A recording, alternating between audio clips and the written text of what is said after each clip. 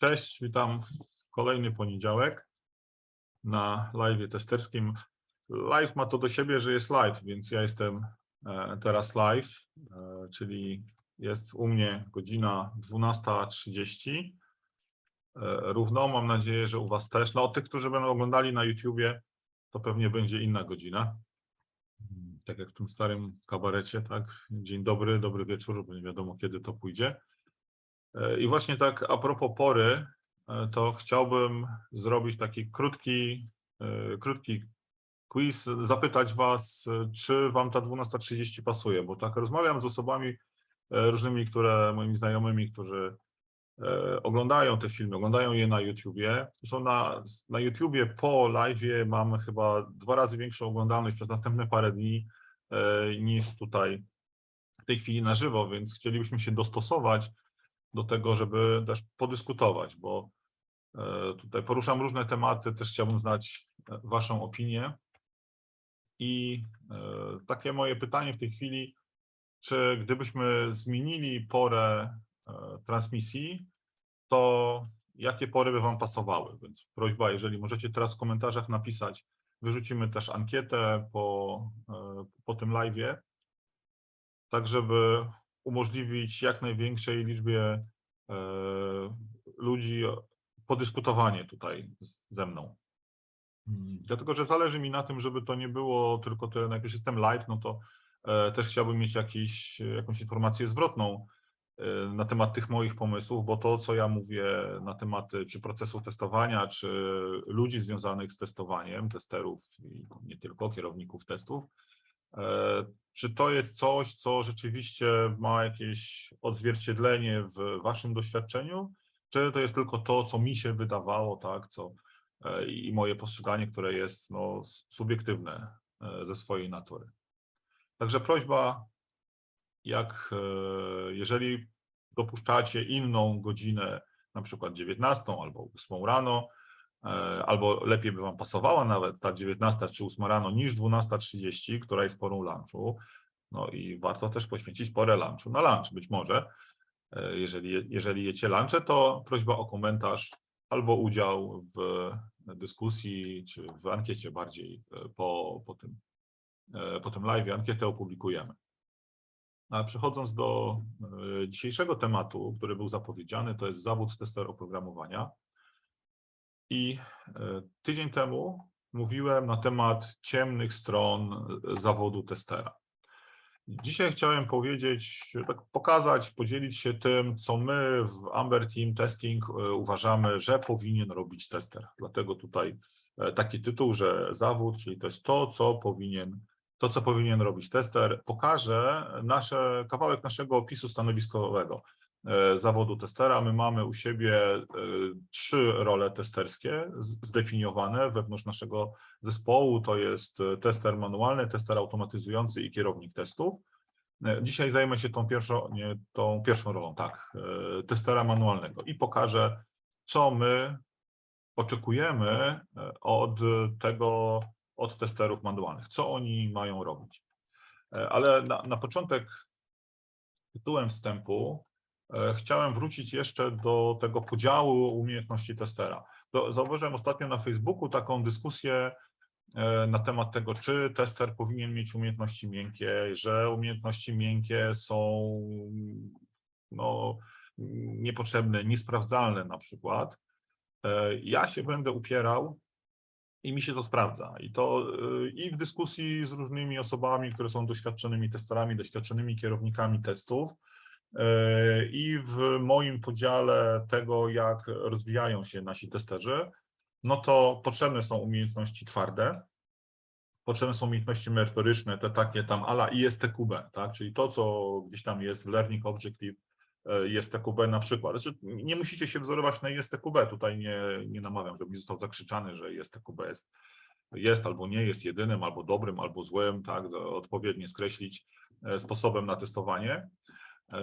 Więc tutaj na pewno tester musi umieć testować. Co to znaczy umieć testować, to pokażę trochę, jak będę omawiał ten opis stanowiskowy.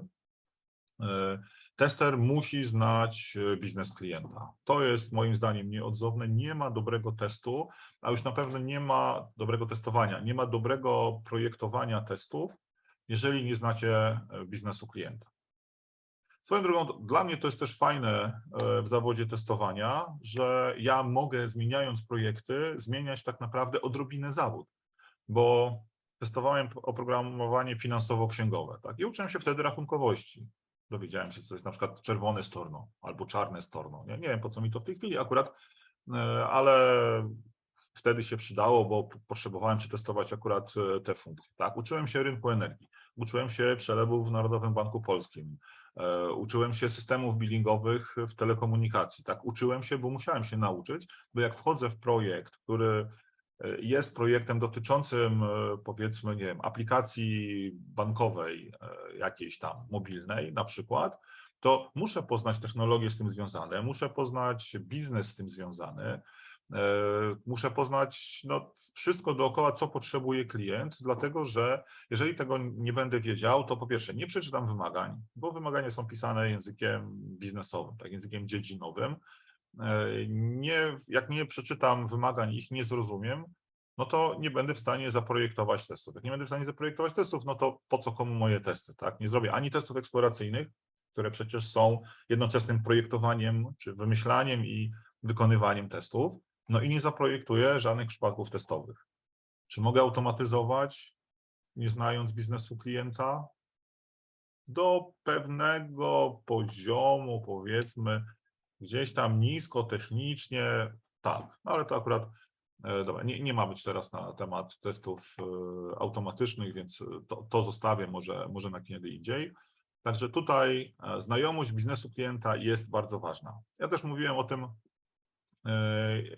w swoim live'ie na temat tego, dlaczego firmy boją się i czemu czasami niesłusznie testerów bez doświadczenia, tak, bo to doświadczenie jakby materializuje się na 4 płaszczyznach i nawet jeżeli człowiek ma mało doświadczenia w jednej płaszczyźnie, to może być na przykład bardzo dobrym księgowym i kiedyś w jednej z firm, w której pracowałem, jako tester została zatrudniona dobra, doświadczona księgowa i ona nas wspierała merytorycznie, bo myśmy tam byli testerami, powiedzmy, takiego ogólnego przeznaczenia, no akurat tam Krysia została zatrudniona jako księgowa, tłumaczyła nam te trudniejsze rzeczy, na przykład właśnie co to jest storno czerwone.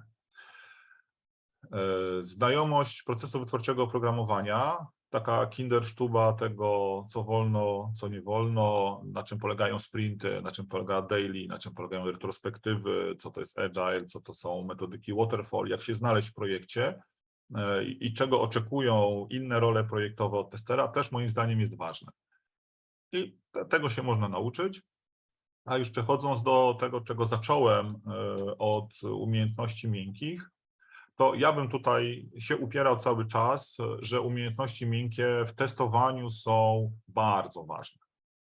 Generalnie w życiu są bardzo ważne, to pewnie się przekonaliście, ale różnego rodzaju umiejętności, tak zwane miękkie, te interpersonalne, w pracy testera są moim zdaniem super ważne. Z 2 powodów. Znaczy, możemy inaczej, z wielu powodów, ale pokażę to z 2 stron. Pierwsza strona to jest strona testera. Ja jako tester pracujący w projekcie mam kontakt z różnymi ludźmi. I tester dostaje różne strzały. Dostaje strzał pod tytułem u mnie działa. Tak? Albo tak jak ostatnio słyszałem, a ty to w ogóle się na niczym nie znasz, w ogóle nie jesteś techniczny i w ogóle po co z tobą gadać. Nie? Albo, a dlaczego testerzy nie znaleźli tego błędu? Tak, taki też jeden z podstawowych, może nie podstawowych, ale jeden z komunikatów, które też tester może usłyszeć. Jeżeli nie macie odpowiedniej asertywności, jeżeli nie macie odpowiednich umiejętności komunikacji, to nie jesteście w stanie na to zareagować profesjonalnie. No to albo siedzicie i płaczecie w kąciku, albo się denerwujecie i odpowiadacie krzykiem. Tak? A tutaj jakby jesteśmy w pracy jako testerzy i powinniśmy się zachowywać profesjonalnie i tyle. Więc to jest ta kwestia umiejętności miękkich, reagowania na to, co też pokazywałem tydzień temu, pokazując ciemne strony pracy testera. Jak nie wiem, czy słyszeliście, czy nie słyszeliście. Jak nie słyszeliście, to to polecam, powiedzmy, może nie po to, żeby sobie humor poprawić, ale żeby gdzieś tam zobaczyć, jakie te złe strony pracy testera, co złego może testera spotkać w pracy, i tam dużo było rzeczy związanych z organizacją i z komunikacją. Nadgodziny, tak, czyli związane z komunikowaniem nadgodzin, bronienie się przed nadgodzinami, złe zarządzanie projektem, złe zarządzanie organizacją, no to są rzeczy w zasadzie miękkie. Więc tutaj umiejętności miękkie od strony testera, odpowiednie oczywiście umiejętności miękkie testera powinny być. Czy można to sprawdzać? Czy firmy to sprawdzają? Są firmy, które to sprawdzają. My u nas na rekrutacji sprawdzamy to nie wprost, to znaczy nie robimy jakichś tam testów psychologicznych. Zresztą wykorzystanie testów takich psychologicznych czy pseudopsychologicznych w rekrutacji to też nie jest taka prosta sprawa, to trzeba robić profesjonalnie i niektóre testy się nadają, niektóre się nie nadają. To też trzeba umieć zrobić. My akurat nie wykorzystujemy testów psychologicznych u siebie, tylko my patrzymy na to z drugiej strony, więc te umiejętności miękkie albo nieumiejętności miękkie, bo akurat przed tym staramy się bronić, to jest na przykład roszczeniowość, bo trafiali nam się ludzie w historii firmy tacy, którzy nic nie zrobią nic nie zrobią jakby z uprzejmości, tak? To, za co mają zapłacone, to zrobią. Jeżeli potrzeba coś zrobić, powiedzmy deko poza godzinami pracy, to ja nie mówię, że to są jakieś nie wiadomo jakie rzeczy. To nie było tak, że kazaliśmy człowiekowi siedzieć 4 godziny po 17 i on nie chciał. Tak, ja jestem zwolennikiem, bo zaraz tutaj zostanę zakrzyczany quiet quitting i te okolice zostaje zakrzyczane, że powinniśmy płacić ludziom za to, że znaczy powinni robić to, za co mają płacone i już. Tak, oczywiście, ja jestem świadom tego, że jako szef mam prawo wymagać od ludzi tylko tyle, na ile się umówiliśmy. Tak? Z drugiej strony ludzie powinni nam dawać to, na co się umówiliśmy, i to jest moim zdaniem fair. Aczkolwiek też uprzejmość czy życzliwość w pracy jest bardzo ważna.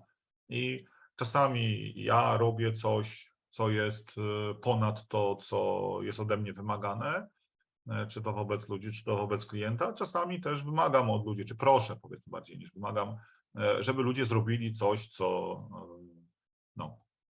jest wymagane. To możecie osądzić, opowiem historię, jaka nam się przydarzyła tutaj. Możecie osądzić, czy to było rozsądne z naszej strony, czy nie było rozsądne z naszej strony. Też chętnie perspektywę innych osób z innych organizacji poznam.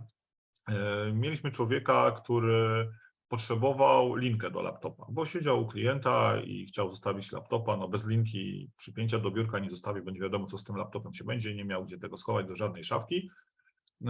No to my to załatwiamy po prostu tak, zwykle tak załatwiamy, że idzie sobie człowiek do najbliższego sklepu, kupuje, bierze fakturę na firmę, dostaje potem zwrot kosztów. Jeżeli potrzebuje zaliczkę, no to może dostać zaliczkę.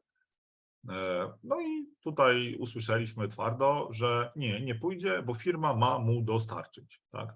Taki był komunikat. Nie pójdzie tam. No ja rozumiem, że to jest, trzeba się wybrać do centrum handlowego, że to jakiś czas jest. No dobra, ja nie zareagowałem pozytywnie na tę sytuację. I to była taka jedna z wielu rzeczy, które gdzieś tam się przelały w pewnym momencie czarę i nie przedłużyliśmy umowy z tym człowiekiem. Więc tutaj umiejętności miękkie też takie typu życzliwość, nie wiem, czy życzliwość jest umiejętnością miękką, tak? Czy uprzejmość jest umiejętnością miękką, czy może jest po prostu cechą. Dobra, to nie, ale tego typu rzeczy też staramy się, może tak nieformalnie, ale sprawdzać przy interwiu, dlatego że to, co też mówiłem chyba 2 tygodnie temu, że jak kogoś zatrudniamy do zespołu, no to tak jakbyśmy go wpuszczali do domu i pozwalali nocować u nas w domu. Tak? To jest 8 godzin pracy, czy 8 godzin, tak, akurat pracy, a nie snu, spędzone razem.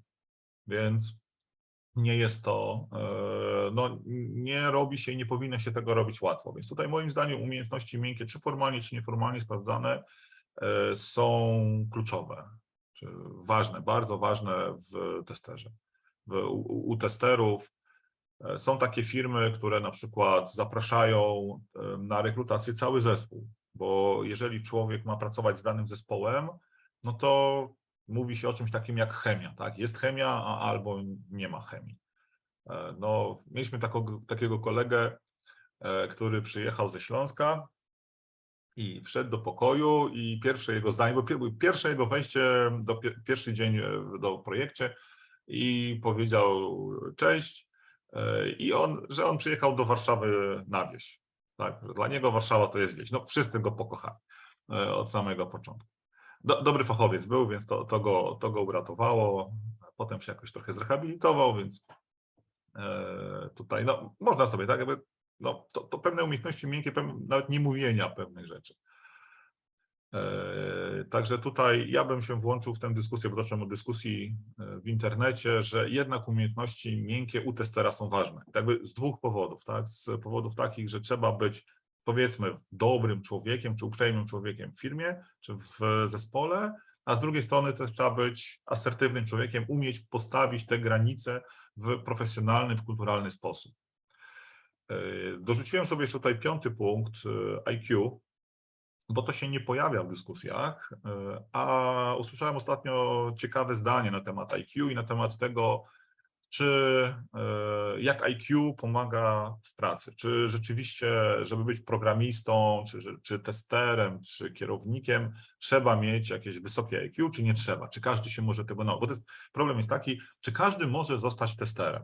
Nie? No to IQ, jako tam badane odpowiednimi testami, jest jakąś tam cyfrą i być może dałoby się wyznaczyć jakiś poziom IQ, tak? Na przykład ci, którzy mają IQ więcej niż 90, to mogą zostać testerami, a ci, którzy nie mają 90, to nie mogą zostać testerami, prawda? Okazuje się, że nie ma powiązania zasadniczo nie ma powiązania pomiędzy wysokością IQ człowieka i jakością jego pracy.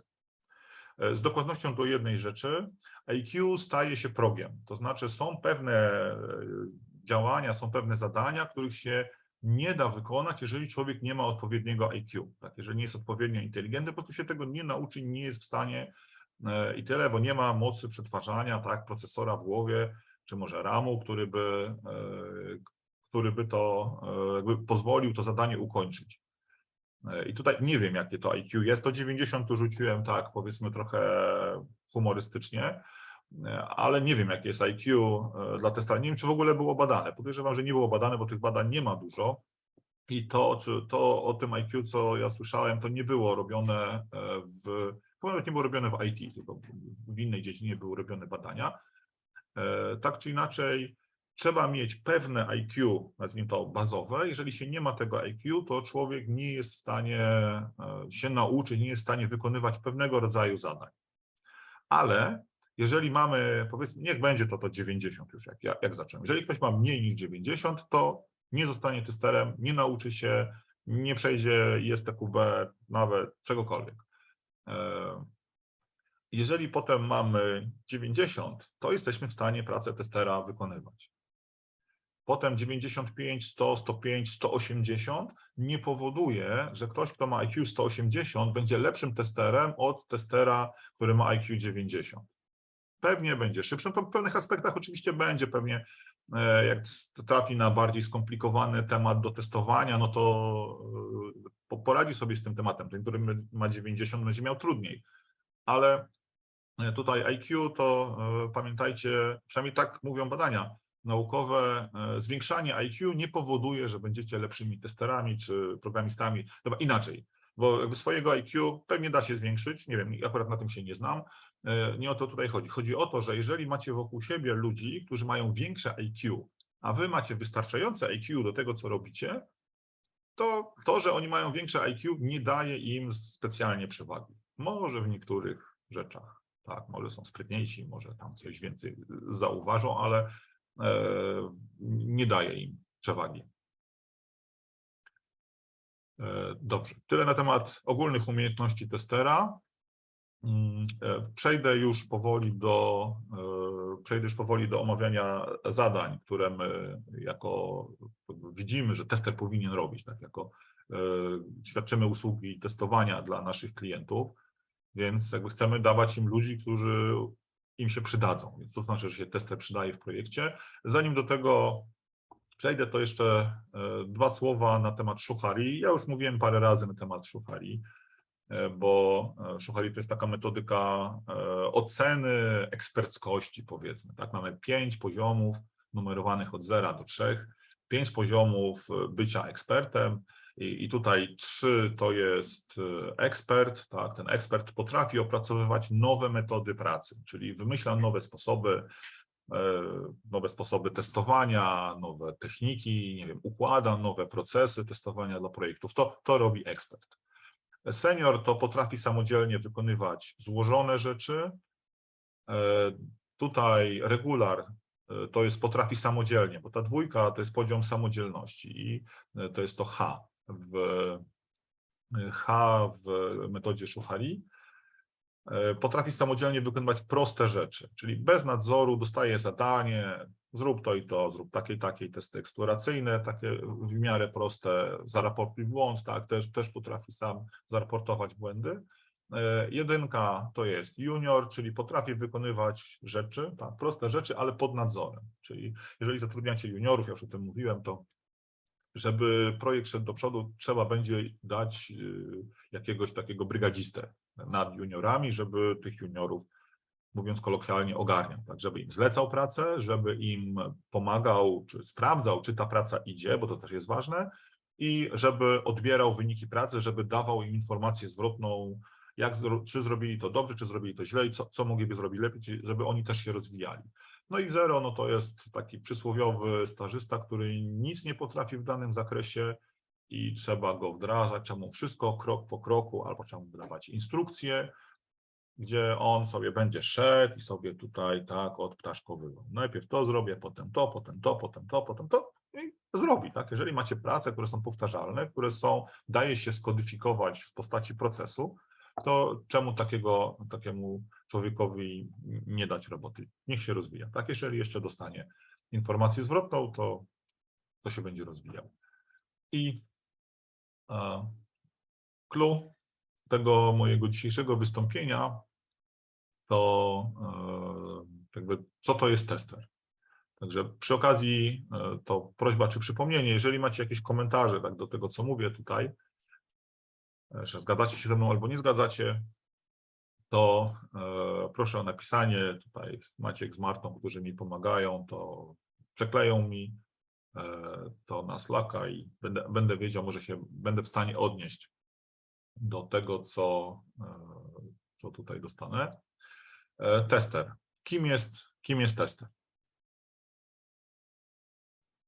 Według naszej filozofii tester kontroluje jakość i mierzy ryzyko wdrożenia na produkcję. I to jest clue pracy testera.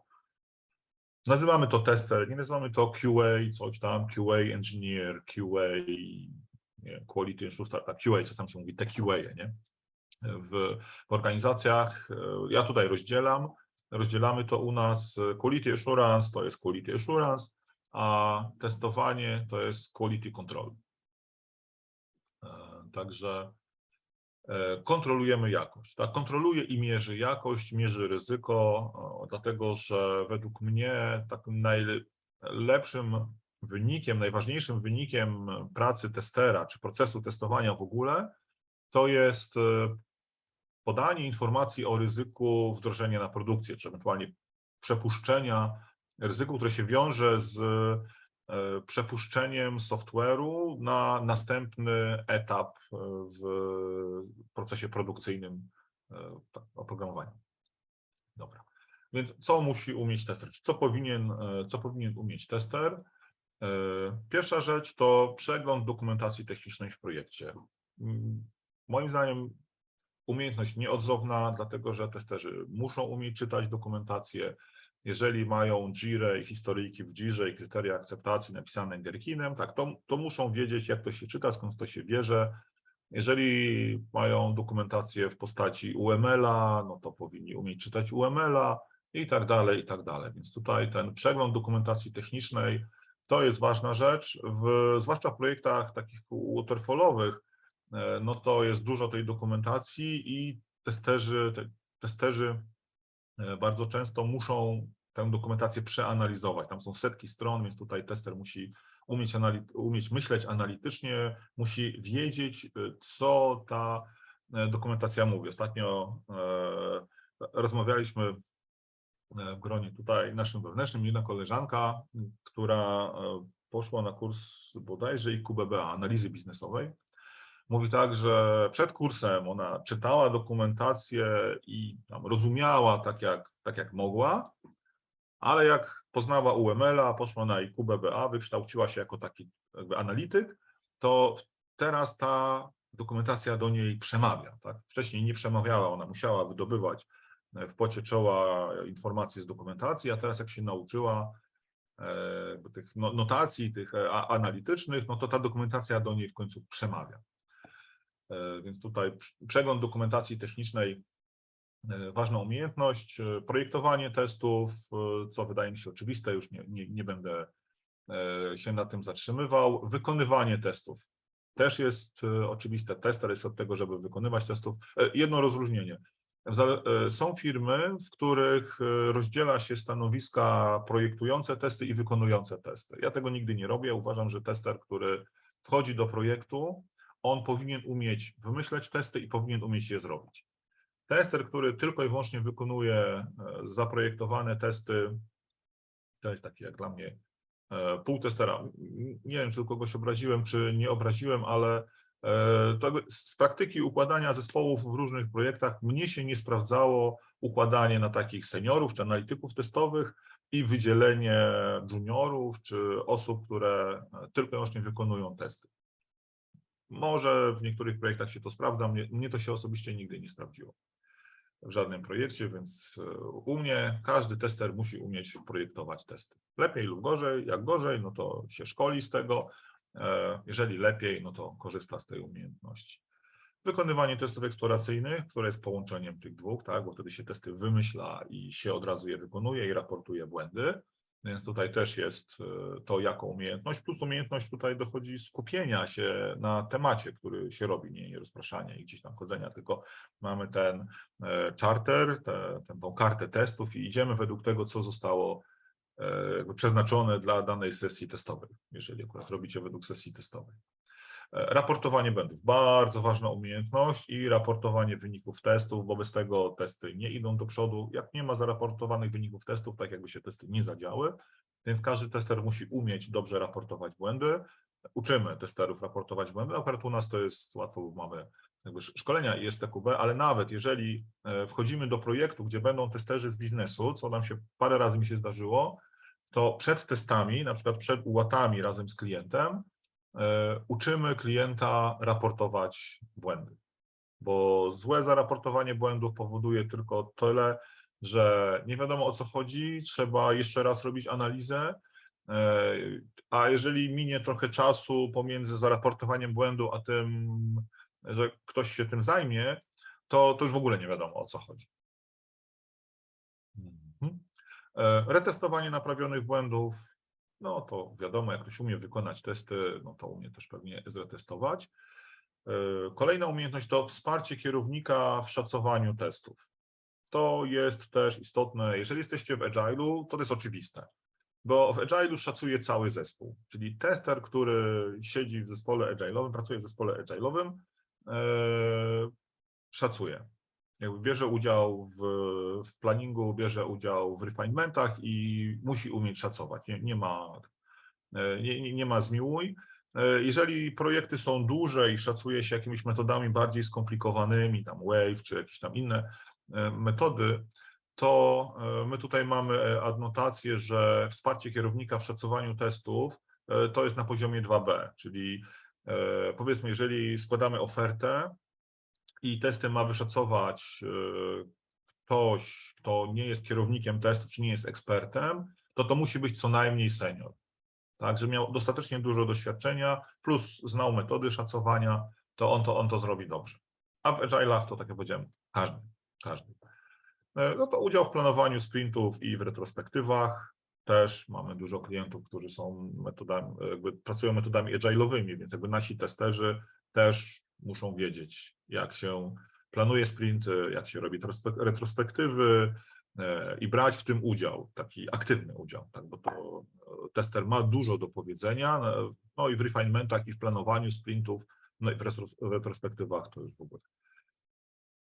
Komunikacja z klientem. Tutaj widzicie te umiejętności miękkie, to już o tym mówiłem, tak? Więc komunikacja, bo nie tylko z klientem, znaczy mówiłem, że nie tylko z klientem, ale tutaj akurat specyficznie z klientem na temat jakości testowanego oprogramowania, to też trzeba robić profesjonalnie, trzeba to robić spokojnie, rzeczowo, ale twardo. Jeżeli projekt czy program jest do kitu, to trzeba powiedzieć, tak, ten program jest do kitu. Jeżeli program jest super, to trzeba powiedzieć, że program jest super. I oczywiście tester tę komunikację musi poprzeć danymi, które gdzieś tam wynikają z wykonanych testów. Tutaj ta komunikacja z klientem też ma adnotację 2B, dlatego że bardzo wiele razy zdarzyło, znaczy może nie zdarzyło nam się, ale bronimy się przed sytuacjami, gdzie junior tester idzie do klienta. Dlatego, że tester, który nie ma doświadczenia, zostaje zrównany z ziemią przez klienta. Dlatego, że po stronie klienta bardzo często siedzą ludzie doświadczeni, w sensie tacy, którzy już 10-20 lat pracują w organizacji, doświadczeni w komunikacji, doświadczeni w organizacji i są w stanie zmanipulować, że tam próbują manipulować. Dlatego staramy się nie wysyłać na spotkania z klientami, a przynajmniej nie w takich super aktywnych i odpowiedzialnych rolach, ludzi, którzy mają mało doświadczenia. Jeżeli wiemy, że klient jest przyjazny, jeżeli wiemy, że klient jest fair, nie robi różnych zagrywek typu, a może jednak to przeszło, ale nie przeszło, ale może jednak przeszło. No i to takie są różne dyskusje z klientem, malowanie trawy na zielono. Ludzie niedoświadczeni się nie potrafią przed tym bronić. To wymaga, ta komunikacja wymaga doświadczonych ludzi, więc jeżeli ktoś już przeszedł parę projektów z różnymi stylami komunikacji, się zetknął i też już ma też wyrobioną tą asertywność na początku gdzieś tam wewnątrz w zespole, to może potem pójść do klienta i też w duchu tego, że tester kontroluje jakość i mierzy ryzyko wdrożenia na produkcję. No i dwie ostatnie rzeczy, takie też ciężko powiedzieć, czy one są miękkie, czy one są twarde, bo współpraca z deweloperami w celu naprawienia defektów to jest i miękka, i twarda rzecz, prawda? Bo z jednej strony trzeba z tymi deweloperami się dogadać, z drugiej strony, znaczy dogadać albo na piśmie, tak, albo na spotkaniach, na Zoomie, czy gdzieś tam na żywo, ale z drugiej strony współpraca z deweloperami w celu naprawienia defektów to jest też wiele czynności technicznych, bo trzeba coś z logów powyciągać, trzeba porobić screenshoty, coś wyciągnąć z bazy danych. Także tutaj to jest tak, powiedzmy 50-50. Tak. Twarde umiejętności są potrzebne i miękkie. No i ostatni punkt to jest dzielenie się wiedzą projektową i techniczną. My tutaj u nas w Amber Teamie mamy tak, że stawiamy na wiedzę, stawiamy na rozwój, stawiamy na dzielenie się wiedzą. Więc to dzielenie się wiedzą też każdy powinien umieć. To nie jest tak, że musi, bo to jest bardziej kwestia uprzejmości, ale bardzo mile widziane jest dzielenie się wiedzą. I to zarówno wewnątrzfirmową, tak, techniczną na przykład. Mamy Radio Amber, gdzie raz w miesiącu ktoś prezentuje coś ciekawego, tak, coś fajnego, coś, co się przyda innym testerom, nowe narzędzia, nowe technologie, przeróżne rzeczy. Albo też miękkie, bo mieliśmy Radio Amber o komunikacji. I wiedzą projektową, ale to wewnątrz projektu, tak, bo to wiadomo, że wiedza projektowa należy do projektu, a doświadczenie techniczne i narzędzia, no to jak się to zdepersonalizuje, tak, to można też dzielić się szerzej. I to są zadania, które stoją przed testerami, którzy pracują u nas. Tak jak zatrudniamy ludzi, no to zatrudniamy z myślą właśnie o wypełnianiu tych zadań na różnych poziomach, tak? Na poziomie juniorskim, na poziomie takim regulara, na poziomie średnio zaawansowanego testera, na poziomie zaawansowanego testera, seniora testera i na poziomie eksperckim. Przy czym przypomnę kontekst. To, co tutaj mówiłem, dotyczy testerów, którzy testują manualnie. bo testerzy, którzy testują automatycznie, mają troszeczkę inny zestaw. Część się pokrywa, bo to są nadal testerzy, ale też jest część innych zadań związanych z technologią i z automatyzacją. Tyle ode mnie dzisiaj. Pytanie, czy są jakieś uwagi, komentarze?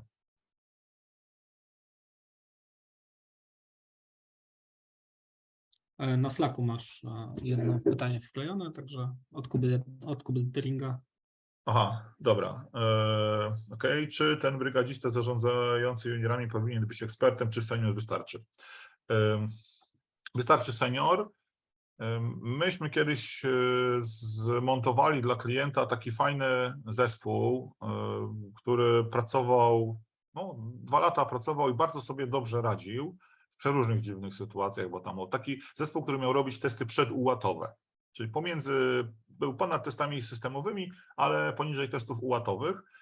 Zespół składał się z 10 osób, był jeden ekspert, kierownik testów, bo to, no powiedzmy, że kierownik taki zespołu tego testu, było 3 seniorów i 6 juniorów. Także 3 doświadczonych bardziej testerów i 6 ludzi, którzy wtedy tak naprawdę wchodzili w zawód testowania. To jeżeli jesteście w stanie zmontować taki zespół, to kiedyś było takie pojęcie trójki murarskiej. Nie, to mniej więcej tak to może działać. Z drugiej strony jest w armii rzymskiej był ten dekurion, tak, czyli armia rzymska była po dziesiątkach podzielona, więc taka minimalna część armii rzymskiej to była ta 10 żołnierzy, która miała tego swojego głównego dekuriona i pod spodem to było podzielone właśnie mniej więcej tak jak powiedziałem i to się sprawdza. I to się sprawdza, oczywiście pod warunkiem, że ten zespół może się samorganizować, bo jeżeli dajecie testerów do zespołu scrumowego, gdzie macie w scrumowym zespole 1 czy 2 testerów, no to tu się takie podejście nie sprawdza. Chyba że macie zespół, w którym będzie 3 testerów, no to moim zdaniem 1 senior, 2 juniorów dają radę. Tak? Czyli to tak senior, który też będzie w stanie pokierować tymi ludźmi. Tak? On kieruje to w bardzo małej skali, więc to nie musi być taki super wypasiony kierownik z nie wiadomo jakim MBA-em czy z czymś. Ważne, żeby był się w stanie zatroszczyć o tych ludzi, ważne, żeby też miał czas na to, żeby przekazać im rzeczy do pracy, kontrolować jak idzie, tak? Pokazać im drogę, którą muszą pójść i potem odebrać wyniki pracy i dać feedback, co zrobili dobrze, co zrobili źle, żeby się mogli rozwijać. Więc tutaj odpowiedź na pytanie Kuby jest taka, że nie musi to być ekspert. Eksperci nie są zwykle dobrymi ludźmi do zajmowania się młodymi, dlatego że ekspert może nie pamiętać, jak to było, zapomniał wół, jak cielęciem był. Więc ekspert może nie pamiętać, jak był tym młodym testerem i problemy młodego testera mogą do niego totalnie nie przemawiać, bo on ma to wszystko zinternalizowane, robi pewne rzeczy intuicyjnie i bardzo wiele pracy od niego może wymagać to, żeby wymyślił, jak on to naprawdę robi. Bo on po prostu siada i robi. Tak jak z tabliczką mnożenia, tak? Ile razy jest 7 razy 8? No i albo wam się pojawia w głowie odpowiedź, albo nie. Albo liczycie na palcach na przykład, nie? Więc to tak mniej więcej działa, więc albo to musi być super dobry ekspert nakierowany na uczenie innych, tak? Taki trochę z powołania nauczyciel, albo taki senior, który jakby jeszcze pamięta, jak on wymyślał te wszystkie metody pracy i jest w stanie to przekazać. Jeżeli traficie na eksperta gwiazdę, no to ekspert gwiazda może nie być dobrym takim nadzorcą. Dobra. I tutaj Maciek, znowu dostałem strzała od Maćka. Pumuje z perspektywy firmy oferującej testowanie jako produkt dla klienta. No tak, ale powiedziałem, że to jest subiektywne. Rynek testowania jest zdecydowanie szerszy i śmiem twierdzić, że więcej testerów pracuje jednak w firmach, które tworzą produkty dla zewnętrznych klientów. Tam wiele rzeczy, w których wspominasz, na przykład wpuszczanie testerów w maliny, nie wchodzi w grę. Dobra, nie wiem Maciek, co masz do końca mówić, nie wiem, co masz na myśli mówiąc wpuszczanie testerów w maliny.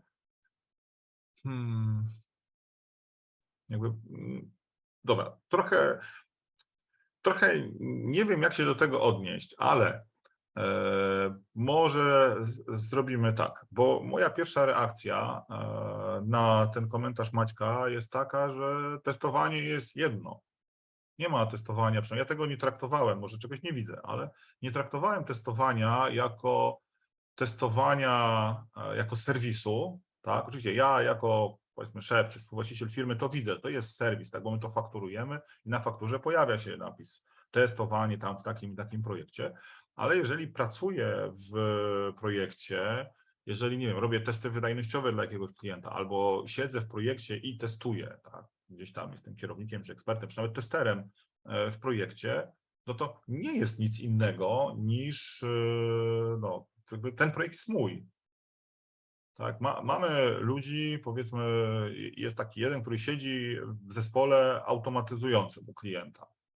No i on uczestniczy w daily, uczestniczy w refinementach, uczestniczy w retrospektywach. Ja przyglądam się im trochę, no też mam tam takie zadanie w tej organizacji i byłem na paru daily razem w tym zespole i jakby tego nie widać. Nie widać, że ten tester, który jest z zewnątrz, jest z zewnątrz. Więc tutaj mówię, no trochę, może nie wiem, może tego nie widzę, może ja jestem jakoś tam specyficzny. Dla mnie tester, który jest w projekcie, to tak jak widzicie na slajdzie, kontroluje jakość i mierzy ryzyko wdrożenia na produkcję. I projekt jest jego, bo on jest w tym projekcie. Więc może kiedyś, Maciek, pogadamy gdzieś tam offline i zrobimy jakiegoś webinar czy live'a na temat tego, ile jest rodzajów testowania, bo mówię, ja tego nie widzę, tak? Bo jakby my rzeczywiście oferujemy testowanie, ale to testowanie, o którym dzisiaj mówiłem, no to jest oferowane na zasadzie time and material, czyli na zasadzie zaoferowania człowieka, który pracuje dla dobra danego projektu, w którym jest. Tak? I pracowaliśmy w zespołach mieszanych, pracowaliśmy w zespołach, w których była część testerów, kontraktorów, część testerów z firmy i w każdym z rodzajów tych zespołów zdarzały się przeróżne rzeczy. Tak, były zespoły, w których klienci nasi zapraszali naszych ludzi na integrację. Tak, i ludzie się integrowali, pili gdzieś tam piwo, nie piwo, czy jakieś tam inne dłuższe integracje weekendowe i nasi ludzie byli tam zapraszani. Więc tutaj też słyszałem o firmach, które źle traktują swoich własnych testerów. Tak, bo tester to co tam, nie trzeba się z testerami w ogóle liczyć. Więc wydaje mi się, że czy jesteś kontraktorem, czy nie jesteś kontraktorem, to nie jest tu problemem. I to, co ja tutaj pokazuję, to daje się zastosować, jeżeli macie własnych testerów i zatrudniacie własnych testerów, jeżeli zatrudniacie kontraktorów, to tak samo się daje zastosować. Więc pewnie musimy pogadać i przynajmniej wyjaśnić różnice zdań. Mam nadzieję, że się uda. Dobra, czy są jeszcze jakieś komentarze? Nie wiem, czy Maciek, czy ja trafiłem w ogóle w to, co ty miałeś na myśli, bo tak mi się wydaje, że trochę gdzieś tutaj nie trafiam.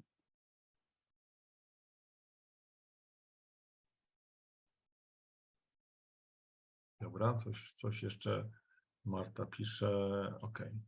Dobra, widzę, że Marta z Maćkiem napisali mi, że nie ma więcej pytań.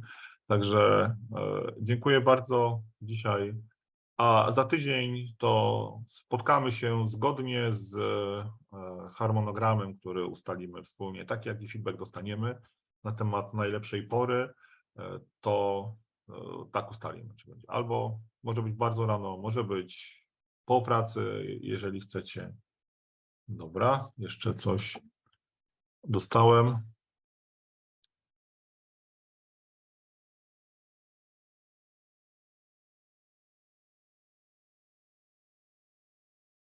OK, dostałem, że czekam się mocno stwierdzenia, że niedoświadczonego testowania nie puszczasz do klienta, bo doświadczeni ludzie klienta zjedzą. Z mojego doświadczenia widać mocną różnicę pomiędzy podejściem do testerów w firmach produktowych od firm usługowych.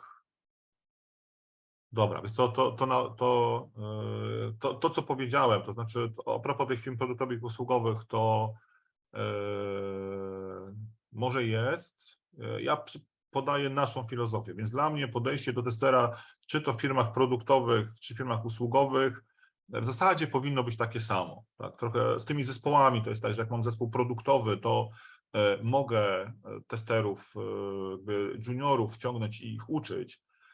W firmach usługowych, no to tu jest różnie, tak? To jeżeli mam kogoś dać do klienta, no to muszę dać kogoś, kto, jak to się mówi, brzydko performuje, jakby robi robotę, tak by się nie uczył na koszt klienta, a niedoświadczonego testera nie puszczać do klienta, dobra, może nie doprecyzowałem, chodziło mi bardziej o to, że nie puszczać na spotkania statusowe i takie spotkania z dyrekcją i nie mówię, że nie puszczać do klienta, w sensie do pracy, tak, w projektach, bo jak najbardziej można, jeżeli on pracuje w projekcie jako część zespołu scrumowego i ma jakby swój zespół, swoich ludzi i się z nimi dogaduje, to jest OK. Tylko byłem w paru takich sytuacjach, gdzie na przykład klient zaczął krzyczeć na mojego człowieka. I okej, dobra, są błędy z obu stron, tak, no dokładnie, tak więc jeżeli mam, i miałem tam doświadczonego człowieka, który nie wytrzymał i, nie, przepraszam, to nie było tak, mój człowiek zaczął krzyczeć na klienta, o tak, to była taka sytuacja, nasz człowiek zaczął krzyczeć na klienta, bo klient zachował się mega nie fair, zrobił taką manipulację i to w taki chamski sposób, że ja się dziwię, że tylko ten człowiek zaczął krzyczeć, bo akurat tam zostałem wezwany na CITO i to jechałem z biura do klienta na spotkanie, żeby gdzieś tam coś załagodzić. Udało się koniec końców załagodzić i wypracowaliśmy taki jakby rozsądny, merytorycznie sposób rozwiązania sytuacji. No, udało się, tak, ale faktycznie tutaj, gdyby człowiek był mniej doświadczony, to ja nie wiem, poszłoby na noże i to naprawdę polałaby się krew. A tutaj to tylko, to znaczy nie tylko zaczął krzyczeć, no bo jakby krzyczenie w komunikacji nie jest profesjonalne, tak czy inaczej. Więc zachował się nieprofesjonalnie, ale jakoś tam przeżyli wszyscy. Może tak to ujmę. I tutaj niedoświadczony tester, co by albo miał taką traumę, żeby przestał testować, albo by się skończyło jakimś takim wybuchem. Tak, no z juniorami się nie negocjuje. Nie wiem, co masz na myśli, bo to można dwuznacznie myśleć, że oczywiście, to znaczy z juniorami nie prowadzi się negocjacji, bo junior zwykle nie ma umocowania, żeby te negocjacje doprowadzić do końca. Tak, w tym sensie tak. W tym sensie oczywiście mam nadzieję, że dobrze zrozumiałem przekaz tego, no, co powiedziałeś. Dobra, co trzeba wiedzieć, umieć, żeby zostać juniorem? Teraz to już myślę, no dobra, jest 20 po już 50 minut mówię, więc na dzisiaj jakby zostawię ten temat. Wydaje mi się, że sporo z tego, co należy wiedzieć czy umieć, żeby być juniorem, opowiedziałem, tylko może nie do końca w takiej formie od strony testera, bo to tam wtedy skupiłem się od strony firm zarządzających. Parę tygodni temu miałem takiego live'a, dlaczego firmy boją się ludzi bez doświadczenia. I tam temat tego, co należy umieć, wydaje mi się dosyć dokładnie omówiłem. Myślę, że to macie tutaj na slajdzie. Tak? Te rzeczy, które nie mają 2B, to są rzeczy, które powinien wykonać lepiej lub gorzej oczywiście, no bo wiadomo, że proste, a potem, czy proste, pokazywałem przy Szuchari, tak, że proste czynności samodzielnie, proste czynności pod kierunkiem, proste czynności samodzielnie i złożone rzeczy samodzielnie, no to jeżeli nałożycie to Szuchari, czy że ma wykonywać pod kierunkiem, no to wszystko, co tutaj, co nie ma annotacji 2B, tak, to powinien umieć junior. Pod kierunkiem oczywiście, tak, tutaj starszego kolegi. Okej, to ja dziękuję na dzisiaj. Jeżeli, zwłaszcza w tym ostatnim temacie, tak, jeżeli czujecie niedosyt, to proszę jeszcze o komentarz, to może zrobię osobnego live'a na temat tego, co powinien umieć junior. Dzięki.